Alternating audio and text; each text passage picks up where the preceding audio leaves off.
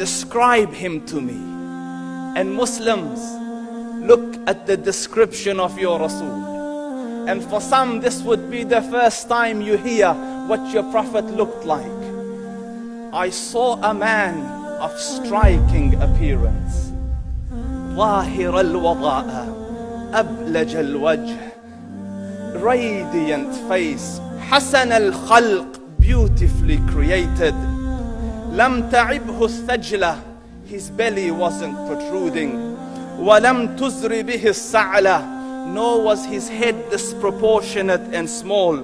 وسيم قسيم, proportionate and delicate, finely made, a specimen of a creation. في عينيه دعج, in his eyes there was a contrast. The dark was immensely dark, the white was excessively white.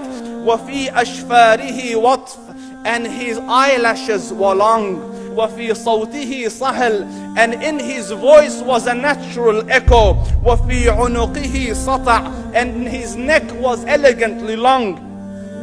وفي لحيته كثاثة, his beard was full and thick. أزج أقرن, his eyebrows were arched, but they were not joint, it was separated. In summit فعليه الوقار, when he was silent, dignity covered him. وإن تكلم سماه وعلاه البهاء, and when he spoke it was audible and clear, almost commanding and overtaking. أجمل الناس وأبهاهم من بعيد, from afar the most striking and outstanding in appearance. وأحسنهم وأجملهم من قريب, and when he came near, the best of them and the most handsome of them in closeness. حلو المنطق, such an exalted and sweet level of logic. Like when he used to speak, it was so coherently logical, it was smooth and easy to understand.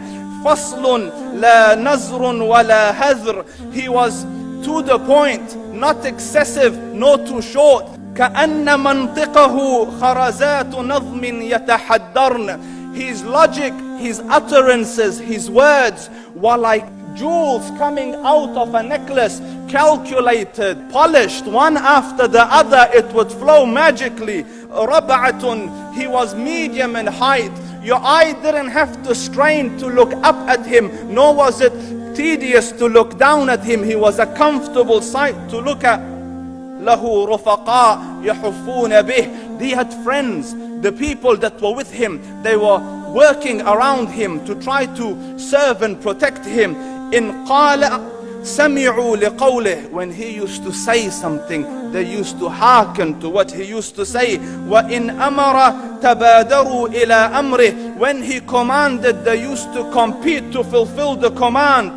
This is Muhammad Rasulullah. This is Muhammad Rasulullah. Anas ibn Malik says, he says, I came out one night, I came out one night, it was the full moon night.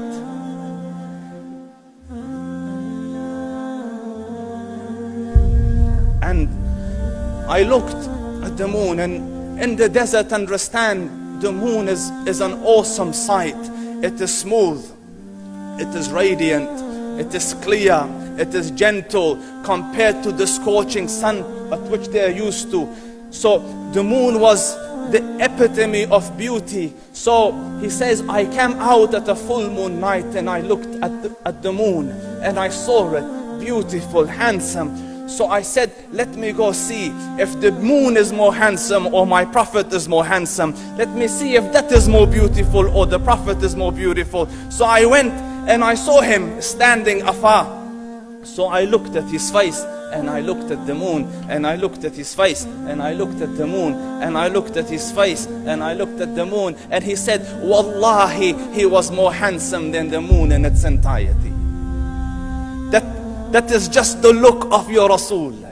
Aisha radiyallahu anha says, I was sewing with the needle, my needle dropped in the dark, I couldn't find it. I said, Ya Rasul, I can't find it. He moved his face close, and I swear, out of the radiance of his face, I found my needle. And the Prophet sallallahu alaihi wasallam was mind-bogglingly handsome, but his handsomeness was covered with waqar and jalal and haiba. The Sahaba say, when we used to sit at his feet, two feelings conflicting would come on the heart. The first one, you wanted to look at him. You wanted to behold the majesty of his face. And when you wanted to look up, shyness used to overtake you, so you used to look down. Amr ibn al-As says, I sat with him many times, but if you ask me to describe his face, I can't describe it. I wouldn't be able to look up to him ijlalan wa ta'zeeman. I couldn't look up at him. And that is why he didn't have the problems that Yusuf alayhi salam had. Because it was difficult to penetrate the awe and the splendor of the Rasul.